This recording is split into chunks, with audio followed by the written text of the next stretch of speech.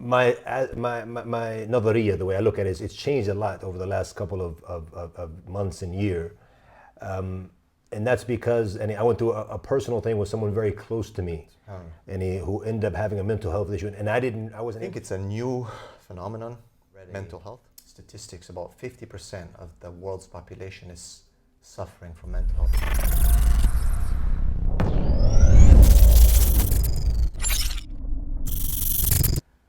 Assalamu alaikum wa rahmatullahi wa barakatuh. Bismillah, alhamdulillah, wa salatu wa salam rasulillah, sallallahu alaihi wasallam.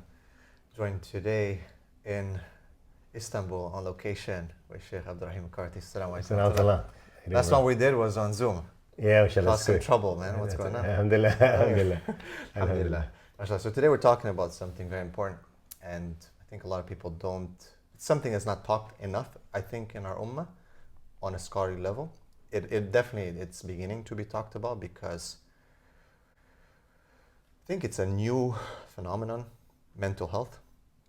If we look into the history, yes, indeed, there are some of the ulama who have talked about, like the majnoon, and people are suffering, for example, that he's not accountable until his mind returns to him.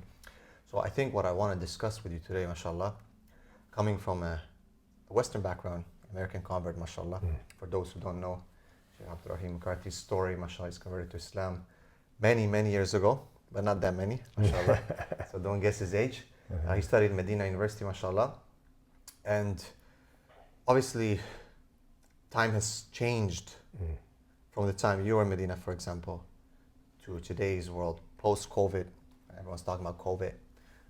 I read a statistics, about 50% of the world's population is suffering from mental health issues post-COVID. 50% means half. How do we bring together the understanding of, okay, what's mental health problems, where the Sharia steps in, can the two, do they combine, do they intersect? What do you see? Yeah, subhanallah, and after Bismillah, alhamdulillah, wa salatu wa salam ala rasulillah. To be honest with you, the whole mental health thing, my nadariya, the way I look at it, is it's changed a lot over the last couple of months and year. And that's because, and I went through a personal thing with someone very close to me, and who ended up having a mental health issue, and I wasn't able to read it early enough. And obviously, and I still do believe, obviously, the Quran is strong enough. But I realized through my experience that the mental health issue is real. I used to, because, and I think there's two extremes we have in the mental health when it comes to people who are the psychologists now, and just focus on that's the issue. Other people going into an extreme, if there's any problems in their life, it has to be jinn, it has to be sihr. And we believe that jinn and sihr is real, obviously. Sure. But people are kind of using it as a scapegoat, as a way out. And obviously I think where we need to be as Muslims is the middle ground. But perhaps before I was looking more, a Muslim shouldn't have mental health issues. And I still do believe that. Because if we have the Quran and we're living with the Quran and we're living with our adhkar, we should be safe. And that should help us, because Allah described in the Quran as being shifa, and rahma, and huda, and all of this. So the fact that it is shifa, there is shifa in it. But I think sometimes, certain individuals are too far gone. That they do need to have perhaps maybe some medication. Perhaps they need to have a psychiatrist they sit with, along with the Quran. I still believe the Quran is enough. But if a person, and what it is an individual, if his iman is not to that level, he's not going to be able to find that shifa. Like Imam Ibn al-Qayyim mentioned here in his book Al-Fu'ad, he mentioned in other books as well, the issue that you have to have that iman al-jazim, that the certainty with the yaqeen that you're going to find the cure in the Quran. Okay. And he mentioned in a story that he went to Mecca and didn't find any ilaj, didn't find any cure. So he said, I cure myself with Fatiha. But he said, you have to have that certainty that you're going to be able to find that cure with the Quran. So would you say that one of the problems is that the level of iman of the people in the Quran is not there? And obviously we know, come on, I think most of the people are willing to accept now that in the 21st century we are suffering from an epidemic of low iman. Exactly. So we know the Quran is shifa. وَنُنَزِّلُ مِنَ الْقُرْآنِ مَا هُوَ شِفَاء. But what if people don't really have the strong iman into that Quran? They believe it, like, yeah, we know, but... And I think that's the issue, because I think there's two issues. First of all, it's like, okay, let's try the Quran and see if it works. Right. But that's not really that yaqeen, that certainty going into it. and then the level of Iman on top of that as well. And inside that, really, the tarbiyah, the Iman that's in there from the foundation. Interesting. SubhanAllah, one of the things with my clients that I'm always like, did you try the Quran? Did you try doing ruqyah, for example? And it seems it's the last thing on their mind. Exactly. Yeah. Right? So, as you said, is that not the first thing that you tried? That it means like, in your mind, you're set with other things. That's like the last thing you're thinking. And so your Iman. even when it comes to dua, for example, Yeah. the power of dua is that we always look for you might find your clients, and even people come to me for consultation as well, that, did you turn to Allah first? They'll come to us for guidance. Right. Have you turned to Allah? Have you raised your hands to Allah subhanahu wa ta'ala? Have you gotten up in the last third of the night and raised your hands to Allah? Like, did you pray tahajjud? Yeah, You're like, oh, I didn't know I have to That's do that. it. So these things are missing. So because of this, we're not able to find the cure that is there in the Quran because of that. طيب. But let's say mental health right now, as you said, there's two extremes, the way sometimes the Muslim Ummah looks at them. From a psychological perspective, the main schools of thought in psychology are very secular, atheistic. Everything is about the materialism, right? It's just the mind, it's a set of balances and imbalances that can be rectified through medicine. But it is a disease. It's a mental disease. It's classified as a disorder, and it definitely has a physical component to it. And I think one of the mistakes that the Muslim Ummah do, because it's mental, they connect it usually to the spirit. Now I know that it's connected, but what do you find in the books of fiqh? Have the ulama talked about diseases before? Mental issues, how did they link it to the spirit? I think like you mentioned, it was mentioned before, but the phenomenon that we're at now, it's at a different level, and it's only rising. I mean, obviously post-COVID, but even before COVID, by the way, one of our brothers was working, for example, in a city in Ireland, and almost half the population were taking medications even then. And I know many Western countries that's the situation. And then you add on to that not just the prescriptions, the medications, but also the drug addiction, the alcoholism. They're living in this life. And Allah mentioned in the Quran, وَمَنْ أَعْرَضَ عَنْ ذِكْرِي فَإِنَّ لَهُ مَعِيشَةً ضَنْكًا. Whoever turns away from my remembrance, he will live a miserable, difficult life. And they're living in this dunk. This is the reality of what they're living in, right? So we see that when we live in the West and we go to the West, we see these individuals and they're suffering. So it is a reality. And I remember, subhanAllah, like I was saying, from my own personal experience, I was in a situation with someone who was very close to me. I wasn't able to read it. And I was like, why aren't they finding the cure in the Quran? They weren't turning to the Quran enough, to be honest with you. Okay. That was the key thing. And they weren't putting the trust in the Quran, the trust in Allah, and returning to Allah. But when I started to kind of, because I studied, the issue of mental health, psychology, we studied all these things in some detail, alhamdulillah. I started to study it more later. But then when someone very close to them came to me and they said, look, you have to realize, and the person was telling me, I have 25 years experience doing this. They said, so-and-so is sick, and I was like, and then she started to break it down to me. She has this. So I was like, wow, that's real, and then, so I started to get study more and understand more, and then realize that it is a reality. So I don't want to be as someone I would say traditional Muslim that you did, but all of the effort into that. Well, I still believe the Quran is enough. No doubt. But some people, like I said, they might be too far gone. Right. Where they do need to sit down with psychiatrists. They do need medication. But even the medication, brothers who have talked to me who are in that field, the medication can be dangerous.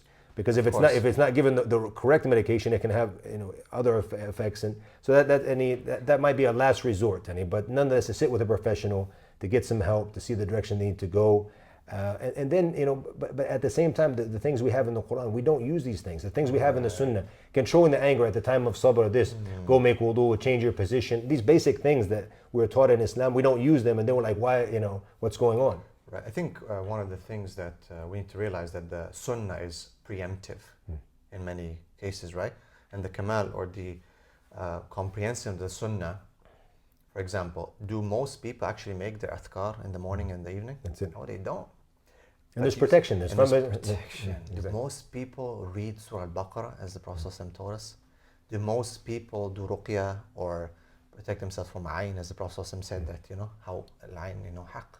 Even the ruqyah, I've listened to some shaykh who are specialists, and talking about people, because it's important that the viewers understand those who do ruqyah. There's a lot of tujjar, a lot of people, businessmen who are not really Okay. and they're not awliya, to be quite frank. But we know some brothers who are, Quran and Sunnah, who are specialists, and when they give the ilaj, the cure for the individual, what he needs to follow, a lot of it goes back what you need to do. It's not about me reading to you, but even for yourself. And I remember reading 3 juzus a day of the Quran and just doing your adhkar, and it's a lot of hard work. So if you really want to find it there, you're gonna have to put in the effort as well. It's not just something you're gonna listen to Surah Al-Baqarah or read Surah Al-Baqarah one time. It might need sorry, and walillahi al-mathal al-a'la, of course, sorry for the lack of a comparison, but it's like if you want to take care of your health, you got to make sure you exercise, you take a vitamin. All these are preemptive.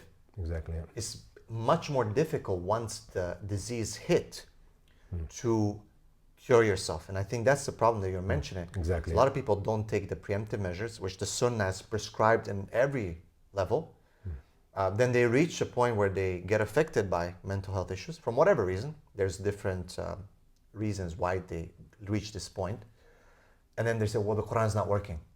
Or the Sunnah is not working. And even their Iman becomes lower and lower because it's not working, supposedly. But it's not working because, number one, they didn't take the time, as you said, and the effort to live according to the Quran and Sunnah.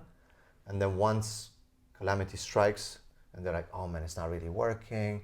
They don't really believe in it. It's the last thing they try, and so on. So definitely, as you said, we believe that the Quran is shifa, but at which point along this stretch? Yeah, that's what I said in the beginning. Many of them are a little bit too far gone, and that's the problem.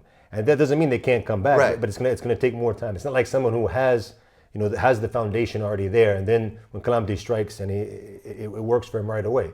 And even if I probably told you this before when we used to live in UAE together. In a teaching, obviously, as you know, it's one of the most difficult jobs you can do.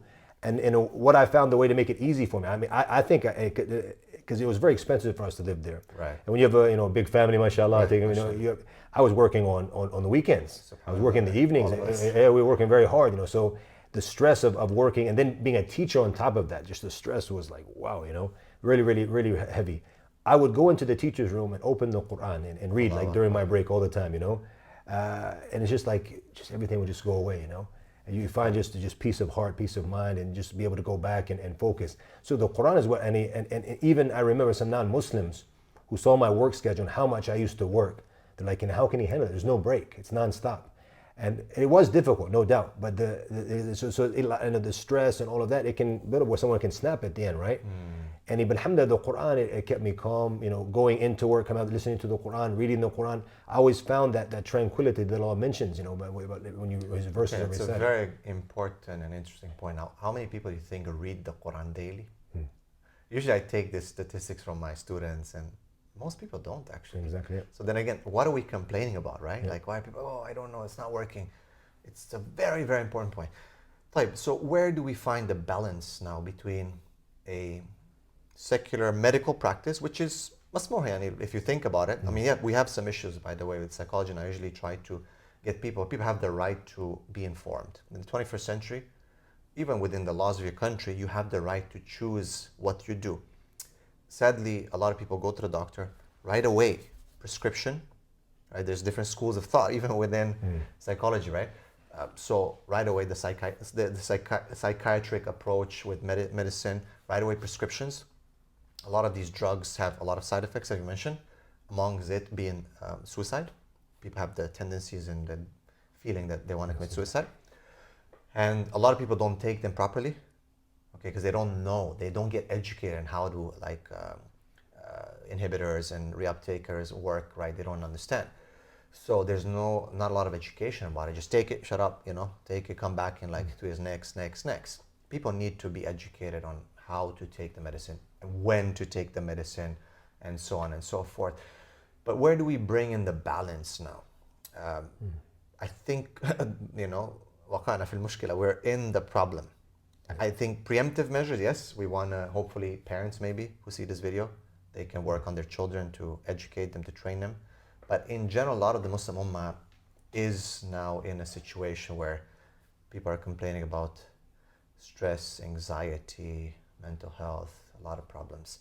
How do we put the two in balance? What I would suggest is, seek professional help if you're in that type of situation. Get a diagnosis, but don't be too quick to get the medication. Right. at least know what you have, know what your issue is. Okay. So when they go and they sit with you and they say, your problem is, ABC, these are the issues you're having. This is the causes of it. And it's very important, like when you talk about, the psychiatrist in this, they're quick to prescribe, just like a regular doctor as well. Right. Which even though we know is regular medication has side effects, Right. where it could be a change in your diet, is exercising, and even the mental health wise, exercising, get out in nature, walking, 100%. all of this has an impact, right? So at least know what your issue is. Don't be in a hurry to get on medications, because it could go, like you said, some side effects. See what your relationship is with Allah subhanahu wa ta'ala, with your salat, with your dua, with your adhkar, with the Quran. Start to increase that, and then you might need, and a psychiatrist, someone to speak to. It doesn't have to be a psychiatrist. It could be someone that you just kind of let it out. Some people just need to let it out sometimes. Right. And but don't be in a hurry. But then if you do need professional help, go to someone you can trust, someone who's a trustworthy doctor. And there's a lot of people out there who are honest, and not all of them are just in it for the money or for the medication. But so that would be the balance that I would suggest, is to get the professional diagnosis, what you have, what is your issues, let them understand, get your relationship right with Allah subhanahu wa ta'ala, return to Allah with sincerity, with dua, protecting your prayer, staying away from haram, your morning adhkar, evening adhkar, reading the Quran, listening to Quran. Allah has blessed us with these smart devices. We waste our time, just listen to the Quran. Go to sleep listening to the Quran. Have the Quran playing in the house. As you go to work, come back from work, listen to the Quran. You're going to find a lot of barakah in your life, and it's going to relieve a lot of the problems, inshallah ta'ala. Right. Last but not least, you've traveled the world, you've worked with so many different communities as a consultant in education, school principal, and so on. So you have experience with different cultures. What do you think is the importance to have Muslim professionals in this field? SubhanAllah, before you even said that was when I said someone who's trustworthy, that was what came into my mind, because a Muslim who is educated in this, it's very important that we have people who are professionals, but they know both sides, and they're the ones going to be able to monitor. Because you might find someone who's very secular and they're just going to focus on that aspect, and you have someone who's very religious and is focused on that aspect. But if you have someone who's very religious and takes from the benefit, and as we know, it's not a hadith, but obviously it's a correct meaning. In Jami' al-Tirmidhi narrated as a hadith, which is that hikmatu dhalatul mu'min, that the wisdom is the lost belonging of the believer. Wherever he takes it, wherever he finds it, he takes it. So obviously, even you might see a lot of the books you see on the bottom. These are all, secular's books, but I benefit a lot from them and what they have to offer. Because you have the filter. That's it. Filter. That's it. So we need brothers and sisters who specialize in that. And even sisters is very important, because a lot of sisters have issues as well. Yes. And they would be more open speaking to a sister who's a professional and religious at the same time. So this is a field that even we can speak to a lot of the youth now, is what should I specialize in university? Like you said, this is a pandemic now. So if we get Muslims who are firm in their deen, who get into that and specialize in that, it could have a huge impact on the ummah, inshallah ta'ala. Inshallah. So maybe leave the accounting and IT. I think we have enough of brothers and sisters. Doctors and IT. And we need some specialists in this. Barakallah feek, jazakallah khair. May Allah subhanahu wa ta'ala bless you. We'll see you again soon. Inshallah. Assalamu alaikum wa rahmatullahi wa barakatuh. And to all of you, jazakumullah khair for watching. Inshallah, we'll see you in another episode. Assalamu alaikum wa rahmatullah.